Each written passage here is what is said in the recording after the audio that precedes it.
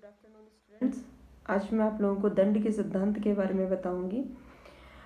संकल्प मनुष्य के संकल्प की स्वतंत्रता और नैतिक उत्तरदायित्व का जो सिद्धांत है उसका दंड के साथ बहुत ही घनिष्ठ संबंध है, क्योंकि मनुष्य को केवल उसी कर्म के लिए मनुष्य को उसी अनुचित कर्म के लिए दंड देना नैतिक रूप से सही रहता है जिसे करने के लिए वह स्वतंत्र था, अर्थात अपनी इच्छा अनुसार उसने उस कर्म का चयन किया है और वह चाहता तो वह दूसरा कर्म कर सकता था।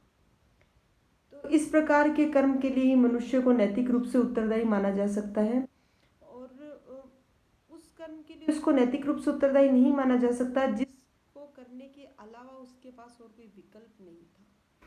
तो उस कर्म के लिए उसको दंड भी नहीं दिया जा सकता और यहाँ तक कि पागल और मानसिक रोगियों को दंड के विधान के अंतर्गत नहीं रखा गया है, क्योंकि पागल व्यक्ति है, मानसिक रोगी या पागल व्यक्ति जो है उनके द्वारा किया गया कर्म है वो चेतनवश कर्म नहीं है।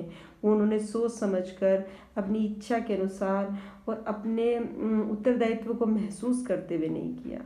तो हम जब संकल्प की स्वतंत्रता के साथ कोई कर्म करते हैं, किसी कर्म का चुनाव करते हैं, हम उसी के लिए नैतिक रूप से उत्तरदायी होते हैं और उसी के लिए हमें दंड प्रदान किया जा सकता है अगर वह कर्म अनुचित हो तो। अब दंड क्या है? दंड की मैं आप लोगों को एक सिंपल सी डेफिनेशन बताऊंगी कि अपराध करने, अपराध क्या है? नियम के विरुद्ध जानबूझकर कार्य करने वाले व्यक्ति को नियमानुसार शारीरिक व मानसिक कष्ट पहुंचाना ही दंड है। जिसने नियम के विरुद्ध कार्य किया है उस व्यक्ति को नियम के अनुसार शारीरिक और मानसिक अगर हम कष्ट देते हैं तो वो दंड है। तो किसी व्यक्ति को जो दंड दिया जाता है वो केवल शारीरिक पीड़ा के माध्यम से दो, ही कोई जरूरी नहीं है। अगर हम किसी व्यक्ति को समाज से बहिष्कृत कर देते हैं, उसे एकांतवास में रहने के लिए मजबूर कर देते हैं, तो ये एक प्रकार से उसकी मानसिक प्रताड़ना है और ये एक प्रकार से दंड का ही एक भाग माना जाता है। तो शारीरिक मानसिक सभी प्रकार से व्यक्ति को उसके अनुचित कर्म के बारे में उत्तरदायी बतलाकर उसको एक निश्चित नियम के अनुसार अगर आप कष्ट पहुंचा रहे हो तो वो एक दंड है। अब ये है कि दंड के संदर्भ में तीन प्रकार के सिद्धांत उभर कर आते हैं कि दंड किस प्रकार देना चाहिए, दंड देने का क्या उद्देश्य होना चाहिए, दंड की क्या सीमा होनी चाहिए। तो इसमें नीति शास्त्र में तीन प्रकार के सिद्धांत दे रखे हैं: प्रतिरोधात्मक, सुधारात्मक और प्रतिकारात्मक। प्रतिरोधात्मक सिद्धांत के अनुसार दंड का उद्देश्य क्या है? प्रतिरोधात्मक सिद्धांत के अनुसार दंड का उद्देश्य भविष्य में अन्य व्यक्तियों को अपराध करने से रोकना है।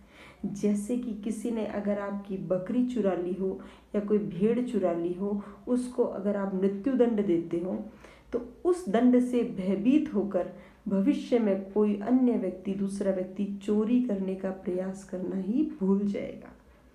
तो यहाँ पर दंड देने का उद्देश्य आपको आपके किए गए अपराध के अनुपात में जो है फल देना नहीं है, बल्कि आपने जो कर्म किया है, गलत काम किया है, उसके एवज में अनुपात से अधिक बहुत सारा आपको दंड दिया गया है। तो यहाँ पर अनुपातिक सिद्धांत नहीं है, यहाँ पर है कि अगर आपने चोरी की है तो आपको मृत्यु दंड। इससे अन्य व्यक्ति जो भविष्य में गलत काम करने से अपने आप ही रुक जाएगा। तो यहाँ पर कहीं ना कहीं ये प्रतिरोधात्मक चेतावनी के रूप में दंड दिया जाता है कि आपको, एक मनुष्य को पूरे समाज में एक साधन बना लिया जाता है कि हाँ, ये व्यक्ति देखो इसने ये कर्म किया, इसको ये दंड मिला, भविष्य में अन्य कोई व्यक्ति इस प्रकार का कर्म ना करे। तो यहाँ किसी प्रकार के सुधार की या कोई गुंजाइश नहीं है, यहाँ पर प्रतिरोधात्मक चेतावनी के रूप में दंड दिया जाता है। अब प्रतिरोधात्मक सिद्धांत के बारे में ये कहा जाता है कि इसमें मनुष्य के सुधार की कोई गुंजाइश नहीं रह जाती, मनुष्य के सुधार के ऊपर ये महत्व नहीं देता कि हाँ, यहाँ पर मनुष्य के चरित्र को सुधार के लिए उसको कोई दंड देने का उद्देश्य ऐसा नहीं है। और यहाँ कहीं ना कहीं दूसरी बात यह है कि मनुष्य को दूसरों के हित का एक साधन मात्र भी मान लिया जाता है कि आपको ऐसा दंड दिया जाए कि आप एक साधन की तरह यूज किए जाए, आपका एग्जाम्पल देके अन्य व्यक्तियों को वो कर्म करने से रोका जाए, कि भयभीत होकर दूसरे व्यक्ति वैसा कर्म ही नहीं करेंगे, तो भय के माध्यम से। तीसरा ये है कि यहाँ पर निरपराध व्यक्ति को भी दंड दे दिया जाता है कई बार, क्योंकि यहाँ पर एक माध्यम बना रहे हैं हम किसी व्यक्ति को दंड देने, तो इसके माध्यम से निरपराध व्यक्ति को भी दंड दिया जा सकता है। और ये सिद्धांत जो है वो मूल चीज की उपेक्षा करता है। मूल चीज क्या होती है? अपराध आपने जो किया है उसके अनुपात में अगर आपको दंड मिल रहा है तो इससे व्यक्ति कुछ सीखता भी है और वो पात्र भी है उस दंड का। तो इस जो मूल जो थीम है इसकी कहीं ना कहीं ये पालना नहीं करता। और पांचवी और सबसे इम्पोर्टेंट बात, ये भय के माध्यम से अपराध को रोकने की बात करता है कि अगर आप कोई व्यक्ति को दंड दिया, जो अन्य समाज में सभी लोगों को भयभीत होकर उस कर्म को कभी नहीं करेंगे। यह है प्रतिरोधात्मक सिद्धांत। दूसरा है सुधारात्मक सिद्धांत। सुधारात्मक सिद्धांत के अनुसार दंड का उद्देश्य व्यक्ति के चरित्र में सुधार करना है, उसको नैतिक रूप से ये एहसास कराना है कि तूने जो कर्म किया वो कितना गलत था। कहीं ना कहीं महात्मा गांधी, विनोबा भावे इसके समर्थक है सिद्धांत के। तो यहाँ पर जैसे बाल सुधार गृह वगैरह है, ये सब कहीं ना कहीं सुधारात्मक जो सिद्धांत है उसका समर्थन करते हैं।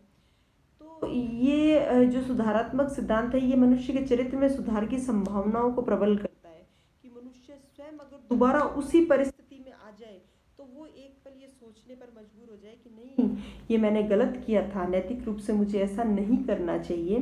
तो इस प्रकार व्यक्ति के चरित्र में सुधार करना इसकी प्राथमिकता है।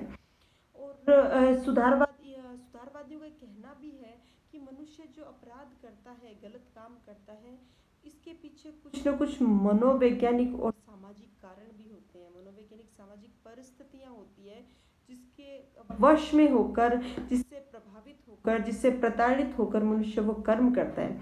तो सुधारात्मक सिद्धांत कहता है कि उन सामाजिक और मनोवैज्ञानिक जो परिस्थिति है उसमें सुधार किया जाना चाहिए। उस परिस्थिति विशेष में उस मनुष्य द्वारा वो गलत कर्म किया, उस परिस्थिति में सुधार आने पर मनुष्य में स्वयं में सुधार आएगा, वो नैतिक बल उसमें प्रबल होगा। तो ये बात सुधारवादी कहते हैं। परंतु कई जगह ऐसा भी कहा गया है कि अगर मान लो कोई बनिया है, कोई व्यापारी है, वो अपने मिलावट करता है सामान में, तो उसमें वो क्या सुधार की गुंजाइश करेगा? उसको उसके अपराध के अनुपात में दंड तो दिया ही जाना चाहिए। तो कहीं आलोचना की जाती है केवल सुधार के माध्यम से व्यक्ति में परिवर्तन नहीं लाया जा सकता, कहीं ना कहीं दंड देना भी जरूरी हो जाता है। दूसरा ये है कि व्यक्ति को कई बार ये अनुभव हो जाता है कि भाई जो मैंने कर्म किया वो अनुचित था। कई बार व्यक्ति को ये अनुभव ही नहीं हो पाता, उसको लगता है कि हमें बड़ा रिलैक्सेशन मिल गया सुधार के नाम पे, अरे हम तो कुछ भी कर ले, हम क्या, हम दंड के भोगी नहीं बनेंगे। तो एक प्रकार से कहीं ना कहीं सुधारवादी सिद्धांत है वो मनुष्य में एक डर या भय पैदा नहीं करता। कहते भी भय भी न होए न प्रीत। तो थोड़ा सा भय सामाजिक रूप से या राज्य के स्तर पर, राज्य में नियमों के पालन के लिए ये बना रहना चाहिए। और कहीं ना कहीं अगर व्यक्ति में सुधार नहीं होता और ऐसे व्यक्ति ने दंड किया तो आप भविष्य में और गंभीर अपराध कर सकता है, तो इसकी आलोचना की जाती है। तीसरा है प्रतीकारात्मक सिद्धांत। प्रतीकारात्मक सिद्धांत के अनुसार दंड देने का उद्देश्य व्यक्ति को उसके द्वारा किए गए अपराध के अनुपात में उचित फल प्रदान करना है। जैसे किसी ने किसी के हाथ काटे तो बदले में उसके हाथ काट दो, किसी ने किसी को जान से मार दिया तो उसके एवज में उसको फांसी की सजा देना, किसी ने किसी की आंखें फोड़ दी तो उसकी भी आंखें से छीन लेना। तो यहाँ अनुपात में जैसा आपने अपराध किया उसके अनुपात में आपको दंड दिया गया। तो यहाँ पर दंड को एक प्रकार का निषेधात्मक पुरस्कार बोला जाता है कि आपने जो किया है उसका निषेधात्मक पुरस्कार आपको मिल गया। तो ये जो व्यवस्था है वो कहीं ना कहीं राज्य और समाज की दृष्टिकोण से उचित भी है कि अगर हम समाज में न्याय की स्थापना के लिए कोई दंड व्यवस्था को नहीं अपनाएंगे तो समाज में अराजकता और ये हिंसात्मक ये प्रवृत्तियां क्या हो जाएगी, प्रबल हो जाएगी। तो अपराध के अनुपात में दंड देना तो उचित ही है कहीं ना कहीं। परंतु वर्तमान में ये सिद्धांत पूर्णतया लागू नहीं होता, क्योंकि आज हम देखें कि यहाँ पर किसी बदले की भावना से दंड नहीं दिया जाता। आज हम न्यायालय जितने सारे देखते हैं, हमारे जो हाई कोर्ट है, सुप्रीम कोर्ट है, जिला सेशन न्यायालय, इन सब में क्या होता है कि किसी भी अपराधी की परिस्थितियों पर भी विचार किया जाता है। यहाँ पर जज केवल बदला लेने के लिए किसी अपराधी को दंड देते ऐसा नहीं है। किस परिस्थिति में वो अपराध किया गया, क्या वो परिस्थितियाँ सामान्य परिस्थितियाँ थी या वो परिस्थितियाँ कुछ ऐसी क्रिटिकल परिस्थितियाँ थी। इन परिस्थितियों का पूर्णतया अध्ययन करके मनुष्य को किसी अपराधी को वो दंड दिया जाता है। जैसे कि यदि कोई व्यक्ति अपनी आत्मरक्षा में किसी को मारता है, किसी की जान ले लेता है, तो उसको मृत्युदंड ही मिले ये जरूरी नहीं है, क्योंकि उसके पास और कोई विकल्प ही शेष नहीं था अपने आप को बचाने के अलावा। तो यहाँ पर कुछ इस प्रकार की परिस्थितियों पर गौर किया जाता है जिसके आधार पर वो दंड दिया जाए।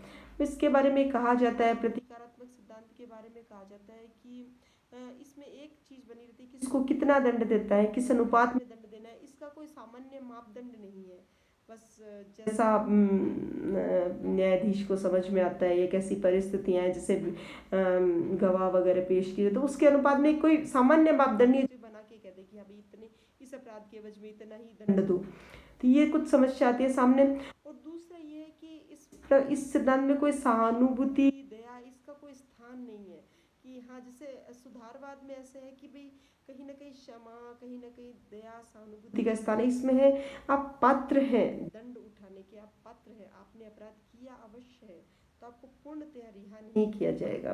तो इस प्रकार ये तीनों दंड के सिद्धांत है। कहीं ना कहीं ये तीनों कहीं ना कहीं संपूर्ण विश्व में किसी न किसी स्तर पर ये लागू किए जा रहे हैं, परंतु भारतीय न्याय व्यवस्था में कहीं ना कहीं कुछ हद तक प्रतीकात्मक सिद्धांत और सुधारवाद का जो दोनों का समन्वित जो पद्धति है वो चल रही है। Thank you.